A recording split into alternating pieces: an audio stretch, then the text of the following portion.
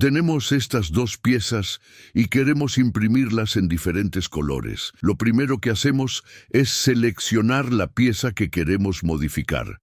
Después, utilizamos la herramienta Color Painting, también conocida como la cubeta de pintura. Seleccionamos el filamento que queremos utilizar y simplemente pintamos la pieza. Pero cuando laminé el proyecto, me llevé una sorpresa. La impresión iba a tardar más de 2 horas. Dentro de la configuración, en la pestaña Others, existe una opción llamada Printing Sequence. En mi caso estaba configurada como Layer, lo que significa que la impresora imprime una capa de cada objeto antes de continuar con la siguiente.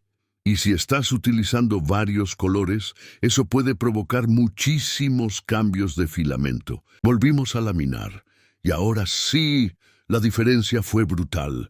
Pasamos de una impresión que tardaba más de 2 horas a una que tardaba solamente unos minutos. Así que enviamos el trabajo a la impresora. Y honestamente, este es uno de esos pequeños trucos que te pueden ahorrar muchísimo tiempo cuando trabajas con varias piezas pequeñas. Y así fue como quedaron las piezas. 2 colores diferentes.